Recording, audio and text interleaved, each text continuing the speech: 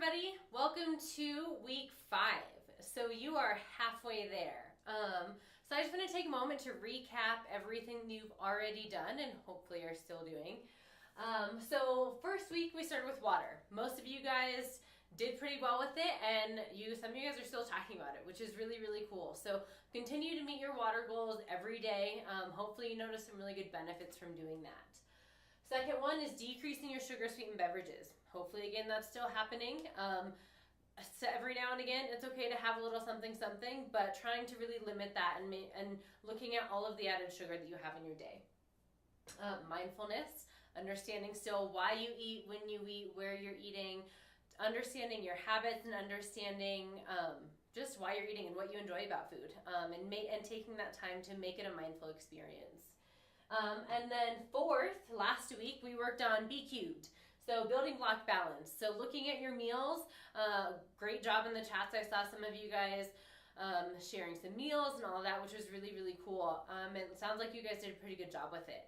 So for the next couple of weeks, what we're going to do is we're going to break down each of those building blocks into why we do it. So I think it's really important. I don't really like just having someone tell me what to do. I like knowing why I should be doing it. And I think as most of us, as our adult learners, that's a really important thing.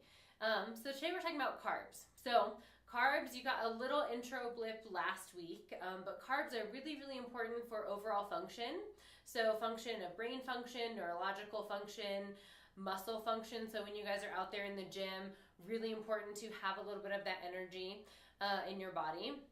Really, really important. It's one of the major building blocks of hormones. So especially for all my females out there, really, really important to not really skimp on these. There's not really basically a recommended amount. There is for some of the other nutrients, but looking at carbohydrates, it's really, really specific. So in the sense of genetics, so how do you process carbs? How efficient is your body?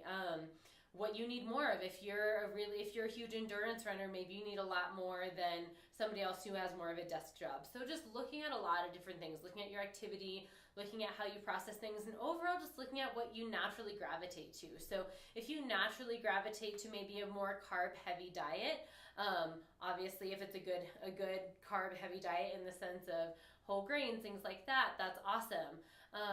But also looking at maybe you're someone who gravitates more towards proteins, fats, also awesome. Maybe you don't need as many. So just listening into what you actually need. But what are carbs? We're going to break it down super simple into kind of two different camps here. So carbs are broken down into these camps based on their structure.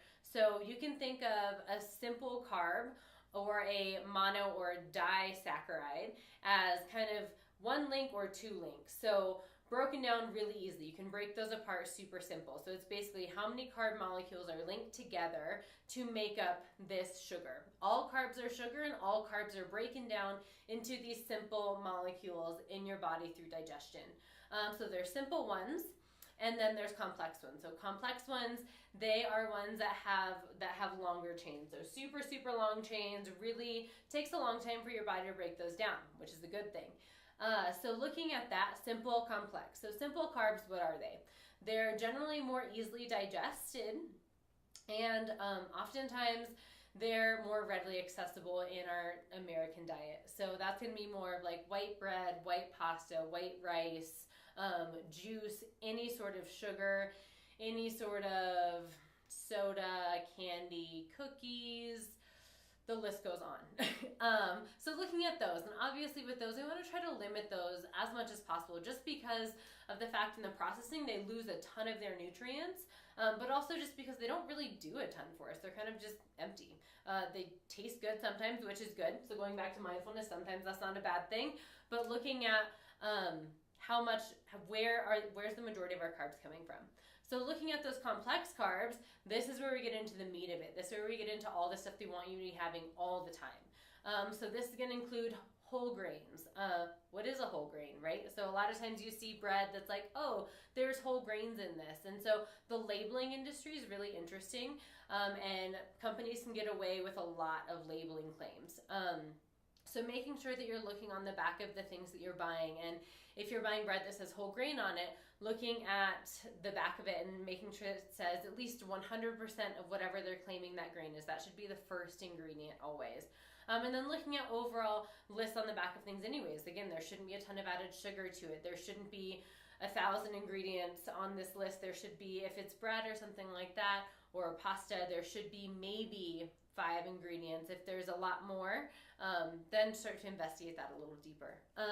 But also looking at some things that are really simple. So whole grains also include brown rice, quinoa, barley, oats, farro, all of these different things, freekeh, all of that. So those are really, really gonna be the majority of where you want to get it from. So those are all of your really awesome complex carbs.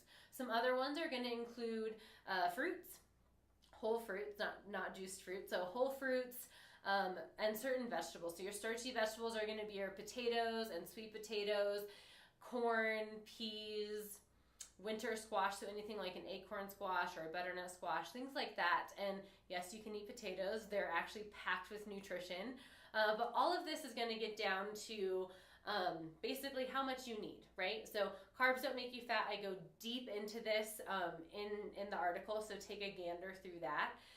But how much do we actually need? So I generally like to say, when we are talking about this whole building block type thing, when you're looking at your plate, you have half of this is veg, you have half of this is your starch or carb, and then the other, quarter, and then the other quarter is going to be your protein. So here is where you want these to be. So I generally say for people to kind of just take a moment, measure out what fits in your hand. In 1 cupped hand, measure that out. So maybe it's a half a cup, maybe it's 3/4 of a cup, maybe it's a full cup.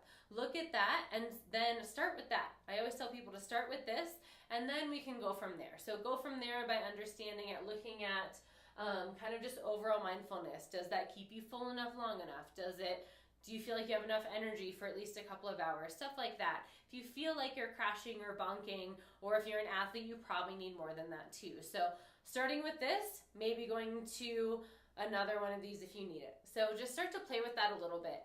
But your main goal for this week is not only looking at portion size, because you did a little bit of that last week, but also looking at where these grains are coming from and these carbohydrates, and looking at shifting those a little bit. So for the next week, I want you to look at everything that you're eating and look at basically what's in it. So is there added sugar to it? Is there more of those simple carbs? I want every single carb that you eat to be complex.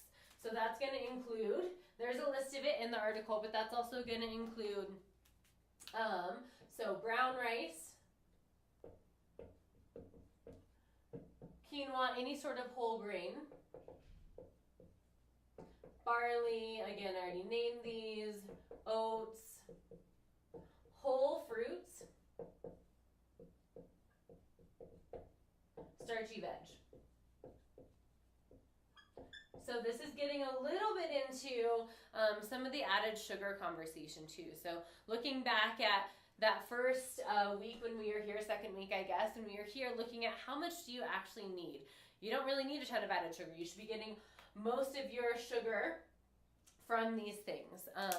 So looking at that, try to eliminate all of the added sugar from your diet just for a week, not for that long, but just for a week, just to see if you can do it. So that means taking it out of your coffee, possibly if you add it to your coffee, taking that sugar, that spoonful of sugar that you may put in your oatmeal, stuff like that, and seeing if you can maybe, instead of have that sugar, add some fruit, something like that to jazz it up a little bit.